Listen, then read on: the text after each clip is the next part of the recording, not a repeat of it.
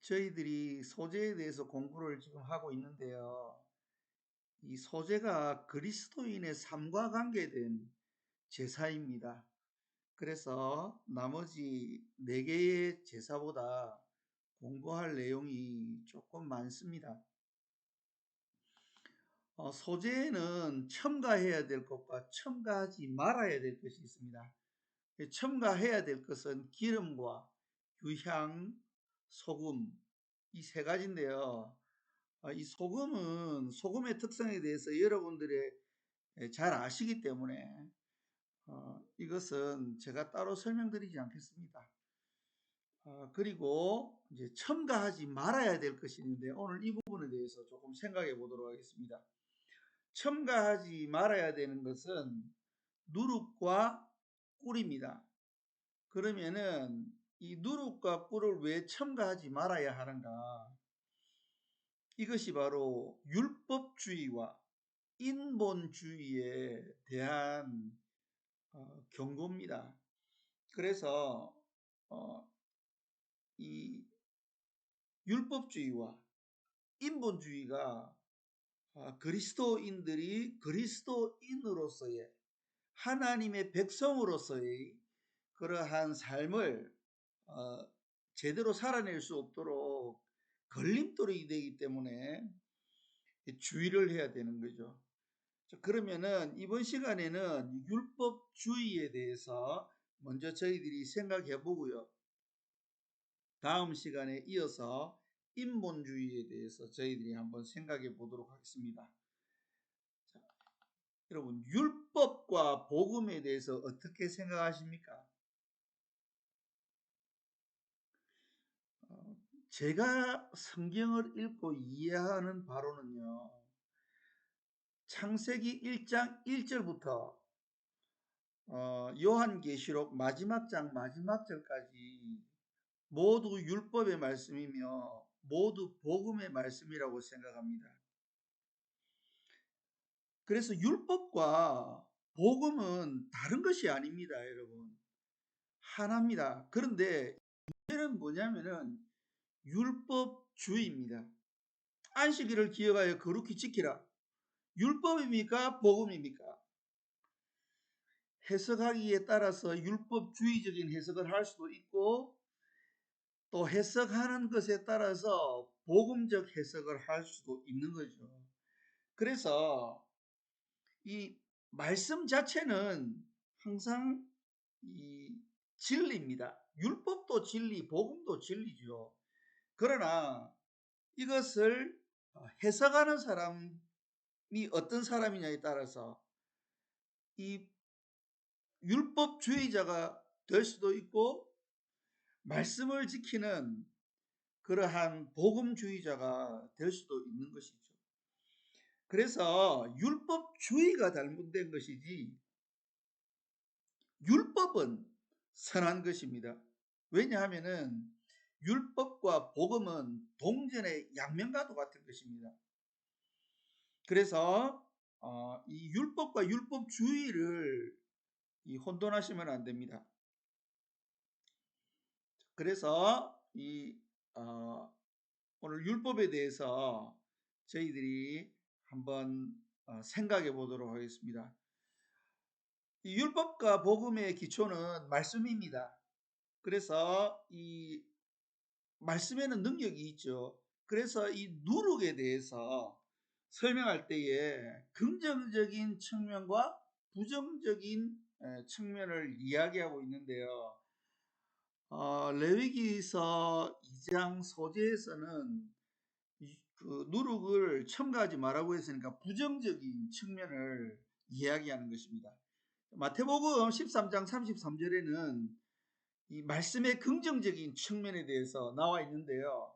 바로 그것도 누룩의 비유를 통해서 말씀하십니다.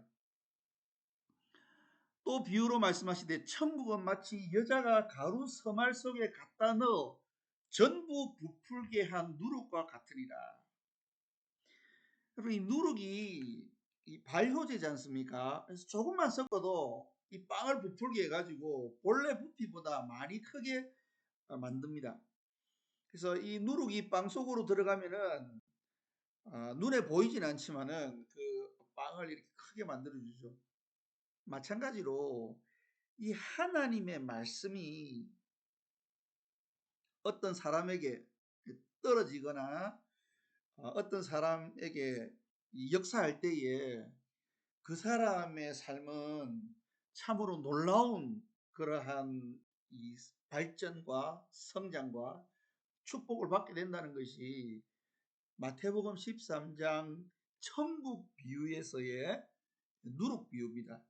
그래서 말씀이 제대로 작동을 하면은, 말씀이 우리 삶 가운데 역사하면은 이렇게 우리의 삶이 성장하고 발전하고 큰 축복을 받을 수 있는 그러한 기능을 하는 것이 말씀입니다.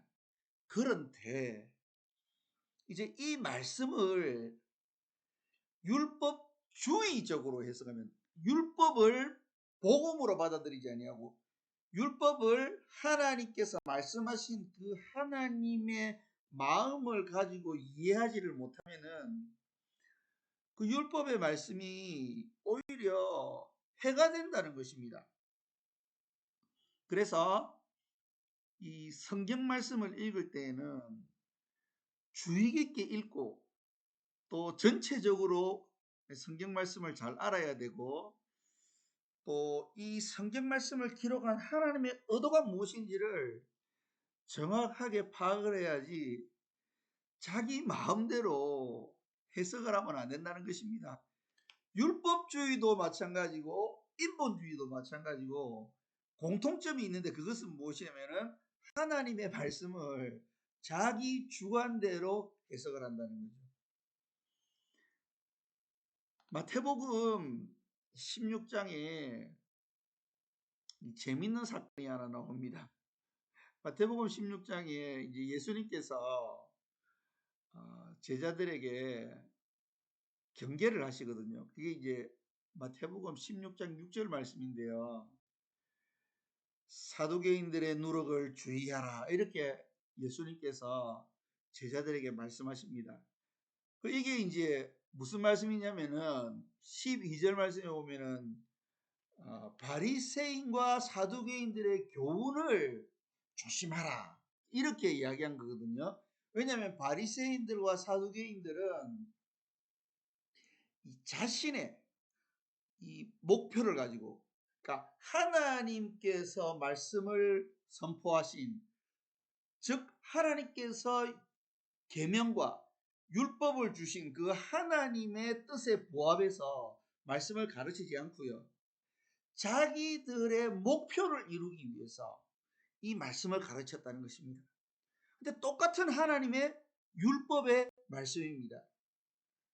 율법을 복음주의적으로 이해하는, 즉 하나님의 마음을 따라서 이 율법을 주신 하나님의 근본 취지를 이해하는 것과, 하나님이 주신 율법을 이용해 가지고 자기의 목표를 이루기 위해서 그 말씀을 가르치는 것은 천지 차이죠, 여러분. 제가 캄보디아 와서 이제 선교사로 이렇게 이제 복음을 전해야 되니까 캄보디아 말을 잘해야 되지 않습니까? 왜냐하면 선교사에게 있어서 그 나라의 언어를 습득하는 것은 선교의 성패가 달려 있는 문제이기 때문에 목숨 걸어야 되는 문제거든요. 이게 와가지고 제가 좀 머리가 나쁘지 않습니까? 이게 잘 안 되는 거예요, 언어 공부가. 그래서 제가 큰 결심을 하고 이 나라에서 교사들을 양성하는 푸놈펜 왕립대학이라고 있습니다. 그래서 거기에 이제 그 국문학과죠. 그러니까 우리나라로 이야기하면은 캄보디아 학과인데요. 이제 이 나라의 입장에서 보면은 그게 이제 국어 국문학과입니다. 크메르 학과죠. 국어 국문학과, 제 크메르 국문학과에 이제 제가 입학을 하게 되었습니다. 그래서 이제 거기서 4년 동안 캄보디아 공부를 열심히 했는데요. 제가 이제 3학년 때쯤 되니까 왕립대학교에서 이제 크메르학과, 국어 국문학과죠. 거기 이제 3년 공부를 이제 마쳐갈 때쯤 되니까 제가 이제 기가 트이고 입이 트이고 해가지고 이게 이제 조금 이 장난기가 좀 발동을 했습니다. 그래가지고 교수님한테 종교에 대해서 한번 물어봐야겠다. 그렇게 이제 마음이 이제 들은 겁니다. 왜냐하면은 이 캄보디아 국어 국문학과는 이 그 캄보디아어만 연구하는 것이 아니고 이 캄보디아어가 이 불교하고 힌두교하고 연결되어 있기 때문에 그 종교도 같이 가르칩니다. 이 캄보디아의 문화나 여러 가지를 다 포괄합니다. 그래서 제가 교수님한테 손 들고 물어봤습니다. 교수님, 종교의 정의가 무엇입니까? 그렇게 물으니까 교수님이 놀라운 대답을 하셨어요, 여러분. 가르침이다. 딱 그렇게 이야기하시는 거예요. 아니, 이렇게 성경적이란 말인가? 왜냐하면은 율법을 가르치는 토라가 뭡니까? 가리킴, 가르침 둘 다 됩니다. 그래서 그 교수님이 율법은 가르침이다 딱 이야기할 때에 감동이 팍 오더라고요. 아, 그렇지. 가르침이지. 그랬는데 그 다음 이제 그 교수님이 하는 말을 듣고 바로 실망 모드로 돌았었습니다. 그게 뭐냐면은 가르침은 가르침인데 진리를 가르치는 게 아니고요. 이 백성들을 잘 통치하기 위해서 통치 수단으로서의 가르침이라는 겁니다. 이게 지금 목표를 가지고 가르치는 거지 않습니까?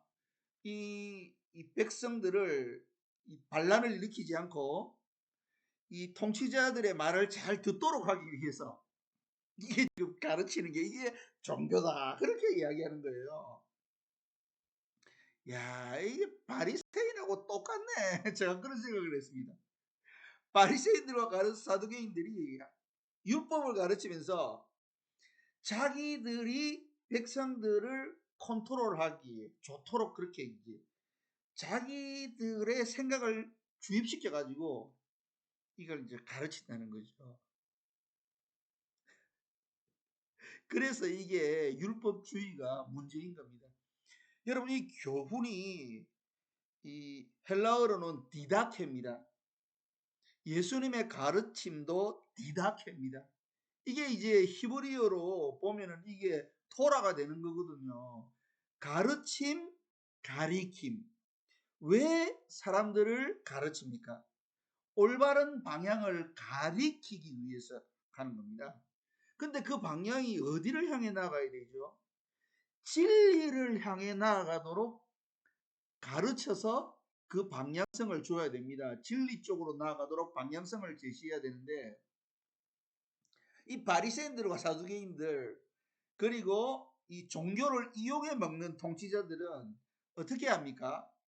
자기의 목적을 이루기 위해서 이 말씀을 이용해 먹는다는 겁니다.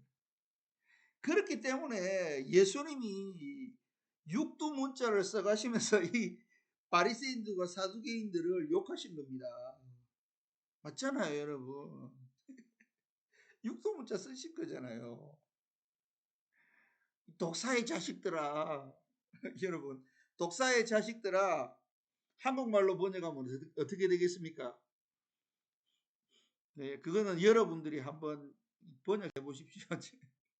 이게 유튜브 상이라서 제가 말씀드리기 조금 곤란합니다. 독사의 자식들아 이걸 한국말로 번역하면은 어떻게 되는지는 숙제로 여러분들에게 남겨드리겠습니다. 예수님 얼마나 화가 나셨겠습니까? 이 생명을 주는 말씀, 진리를 향해서 나아가도록 하는 이 말씀, 축복의 그 삶 가운데로 나아가도록 하는 이 말씀을 이용해 가지고 자기들의 이권을 취하려고 하는 그러한 이 바리새인들과 사두개인들을 보면서 예수님이 정말 얼마나 화가 나셨겠습니까? 바리새인들은 종교적인 목적을 이루기 위해서, 자신들의 이 종교적인 목적을 이루기 위해서 말씀을, 율법을 이용해 먹고, 사두개인들은 어떻습니까? 자기들의 죄송합니다. 이 바리새인들은 어떻습니까? 자기들의 정치적인 목표를 위해서, 죄송합니다. 사두개인들은 어떻습니까? 자기들의 종교적인 목표를 이루기 위해서 그 말씀을 거기에 맞춰서 가르치니까 문제가 되는 거예요. 그래서 율법주의자들이 되는 거죠. 여러분, 그러면 이 율법주의가 무엇인가? 여기에 대해서 갈라디아서 5장 말씀을 보면은 이 율법이 무엇인지를, 율법주의가 무엇인지를 알 수 있습니다. 그럼 갈라디아서와 로마서를 깊이 있게 묵상을 해보십시오. 그러면은 율법과 율법주의가 무엇인지가 분명히 구분이 되고, 율법이 무엇인가에 대해서 명확한 개념이 잡힙니다. 그래서 꼭 로마서와 갈라디아서를 깊이 묵상해 보시기를 간절히 추천드립니다. 자, 갈라디아서 5장 2절 3절 말씀입니다. 보라, 나 바울은 너희에게 말하노니 너희가 만일 할례를 받으면 그리스도께서 너희에게 아무 유익이 없느니라. 내가 할례를 받는 각 사람에게 다시 증거하노니 그는 율법 전체를 행할 의무를 가진 자라. 할례가 좋은 것입니까? 아니면 할례가 무익한 것입니까? 좋은 것이죠. 왜 그렇습니까? 이 할례의 기원을 보면요, 하나님께서 아브라함을 부르시고 의롭다 하신 이후에 하나님께서 아브라함을 부르신 증표로, 하나님께서 아브라함을 의롭다 하신 증표로 할례를 행하라 그랬습니다.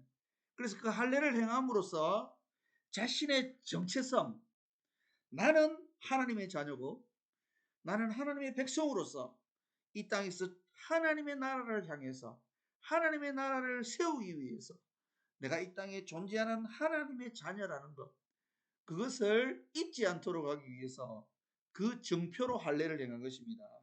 그래서 할례한 자국을 볼 때마다 그렇지, 나는 하나님의 백성이야, 나는 하나님의 자녀야, 그렇게 느끼면서 다시 한번 그 자기를 새롭게 하는 그러한 계기가 되도록 하는 것이 할례였습니다. 그래서 이 할례의 율법은 너무나도 선한 것이고 좋은 것이고 복음적인 것이죠, 여러분. 그런데 이제 이 갈라디아 교회가 이 할례를 어떻게 써먹었냐면요, 할례를 안 받으면 그리스도인이 될 수 없다, 즉 구원을 받을 수 없다, 이제 이렇게 가르치기 시작한 것입니다. 그러니까 이제 해석의 문제인 거죠. 율법주의자가 되는 것입니다. 왜냐하면은 이 그 유대교의 특색을 버리지 못한 거죠. 그런데 이 유대교도 말씀을 잘 이해해서 유대교가 되는 게 아니고, 바리새인들과 사두개인들이 자기의 목적을 이루기 위해서 만들어낸 종교가 유대교입니다. 그래서 이 할례에 대한 문제를 언급하면서 다 할례를 받아라, 할례를 받지 않으면 너에게 구원이 없다. 왜냐하면은 구약 성경에서 할례를 받으라고 했기 때문에 하나님께서. 근데 그 할례의 의미에 대해서는 이해를 하지 못하는 거죠. 그래서 자기들의 목적에 부합한 의도를 가지고 할례를 받게 하는 것입니다. 자, 그러면 이제 이게 어떻게 되는 것입니까? 이게 잘못된 방향으로 가는 거죠. 할례를 받지 않으면 구원을 받지 못합니까, 여러분? 세례식을 받지 않으면 구원을 받지 못하나요? 그렇지 않지 않습니까? 그래서 로마서 4장을 보면은, 또 로마서를 보면은 하나님께서 아브라함을 하나님의 자녀로 삼아주신 증표로 주신 겁니다. 그렇기 때문에 이미 하나님의 자녀로 삼아 주신 그 아브라함에게, 그 아브라함이 정체성을 계속적으로 확인하면서 믿음으로 살아가시도록 하기 위해서 하나님께서 좋은 방법을 주신 거죠. 그런데 할례를 안 받으면 구원이 없어, 이렇게 가르치는 것은 하나님의 의도와는 전혀 관계없는 방향으로 할례에 대해서 가르쳤기 때문에 이제 이게 문제가 되는 것입니다. 그래서 갈라디아서 5장 4절 보면은 더 명확하게 이해할 수 있는 거죠. 율법 안에서 의롭다함을 얻으려 하는 너희는 그리스도에게서 끊어지고 은혜에서 떨어진 자로다. 우리가 어떻게 의롭다함을 얻습니까? 은혜로 의롭다함을 얻죠. 오직 은혜로, 오직 그 은혜의 말씀을 믿음으로, 그렇게 우리가 구원을 받는 거지 않습니까? 그런데 율법을 지킴으로 의롭다함을 얻으려 한다?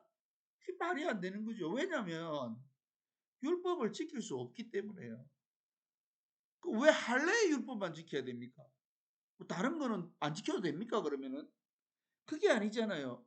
그러면은 할례를 받음으로 구원을 얻게 된다. 그러면은 모든 율법을 지켜야 되는 거예요. 여러분. 율법 전체를 행할 의무를 가진 자가 돼가지고 이게 수고하고 무거운 짐진 자가 됩니다. 예수님께서 서기관과 바리새인들을 향해서 또 이 율법주의자들을 향해서 예수님께서 말씀하셨잖아요. 수고하고 짐진 자들아 다 내게로 오라. 내가 너희를 쉬게 하리라. 힘들지. 겉으로는 아닌 척해도 너희들 힘들지. 사실은 솔직하게 회개하고 나에게로 와. 그럼 편안할 수 있어. 그렇게 예수님께서 이 율법주의자들을 향해서 던진 말씀이 수고하고 무거운 짐진 자들아 다 내게로 오라라는 말씀입니다. 세상에서 방황하면서 힘들게 살아가는 인생들을 향해서 구원으로 초청하는 말씀이기도 하지만은 본래 그 말씀의 뜻은 율법주의자들에게 던지는 약간 그 예수님의 뭐라고 합니까? 비아냥거리는 듯한 말씀이죠. 비아냥거린다고 해서 그 사람들을 잘못되게 하려고 비아냥거리는 것이 아니고요. 그럼으로써 그 중에 몇 명이라도 정신 차리고 예수님께로 복음으로 돌아오도록 하기 위해서 예수님께서 말씀하신 거죠. 너희 힘들지. 사실은 힘들지. 너희들이 의로운 척하고 어깨 힘주고 종교 지도자라고 하면서 이렇게 제사도 집도하고 여러 가지 행사도 집도하지만은 사실은 마음이 힘들지. 그렇게 예수님께서 살짝 비꼬아가지고 물어보신 겁니다. 그래서 오직 의롭다함은 어떻게 받는 겁니까? 은혜로 받는 것입니다. 그것이 바로 율법이 가르쳐주는, 그리고 율법이 가리키는 방향입니다. 그래서 몽학 선생이 되어서 율법이 복음으로 인도하는 그러한 좋은 매개체가 된다고 하잖아요. 그렇기 때문에 율법 안에는 복음이 담겨 있는 겁니다. 갈라디아서 5장 9절 말씀입니다. 적은 누룩이 온덩이에 퍼지느니라. 굉장히 경고성을 가진 말씀인데요. 굉장히 중요한 말씀입니다, 여러분. 이 적다는 말은 그냥 적는 것이 아니고 아주 적다는 말씀입니다. 이게 여기서 이 적다는 이 헬라어에서 마이크로라는 단어가 나왔습니다, 여러분. 이 헬라어가 미크로입니다. 그렇기 때문에 아주 작다는 뜻입니다. 정말 작은 그 누룩이 온덩이에 퍼지지 않습니다. 여러분, 이스터 그 이스트를 넣으면 어떻게 됩니까? 발효제를 넣으면은 조그마한 게 팍 부풀어가지고 엄청 크게 돼버리죠. 하나님의 의도와 전혀 다른 율법주의적인 해석을 가면 처음에는 그것이 별거 아닌 것처럼 보여집니다. 그러나 이 가위의 날처럼, 가위의 날이 처음에는 사이가 별로 안 벌어져 있는데 그 가위 날 끝으로 가면은 갈수록 이 사이가 벌어지듯이 하나님이 말씀한 의도와는 전혀 다른 삼천포로 빠져버린다는 겁니다. 그렇기 때문에 처음에는 이게 별거 아닌 것처럼 보이지만은 나중에 큰 문제를 유발하게 됩니다. 그래서 율법주의가 매우 위험한 것입니다. 그렇기 때문에 이 율법주의를 성경은 경계하는 거죠. 그래서 절대로 이 율법주의적으로 신앙생활을 하면은 안 된다는 것입니다. 그럼 율법은 무엇이고 율법주의는 무엇입니까? 율법은 하나님이 가르치는 방향입니다. 율법주의는 무엇입니까? 제가 예로 그 프놈펜 대학교 교수님, 종교에 정통한 교수님의 해석을 말씀드렸는데요. 의도를 가지고 그 말씀을 어떠한 목표를 정하고 그 목표를 이루기 위해서 그 말씀을 그 공동체에 두드려 맞추는 것입니다. 그러니까 하나님의 의도와는 전혀 상관없는 거죠. 그렇게 해서 자기들의 목적을 이루는, 그러니까 하나님의 의와 나라를 이루어야 되는데 자신들의 목적을 이루기 위해서 이 율법을 자신의 의도대로 해석해서 가르치는 것, 그게 바로 율법주의입니다. 그래서 그 율법주의는 공동체를 망하게 합니다.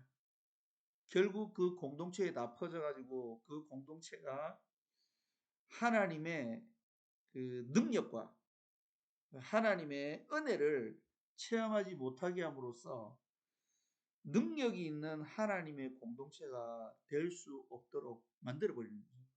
그렇기 때문에 우리 그리스도의 삶에 있어서 말씀을 절대로 종교적으로 해석을 가하면 안 됩니다. 그래서 여러분들이 말씀을 있는 그대로 받으시고 순종하는 그러한 삶이 하나님이 기뻐하시는 이 소재를 하나님께 올려드리는 삶이 되는 것입니다. 저와 여러분들에게 이러한 은혜가 있기를 원합니다. 율법과 율법주의를 정확하게 판단해내어서 율법주의자가 아니고 율법을 사랑하고 하나님이 주신 그 계명을 순종함으로 하나님 앞에 큰 축복과 은혜를 받아 누리는 그러한 믿음의 사람들이 되기를 간절히 소원합니다. 우리 다음 시간에 꿀에 대해서, 왜 꿀을 첨가하지 말아야 되는지에 대해서 같이 한번 또 생각해 보도록 하겠습니다.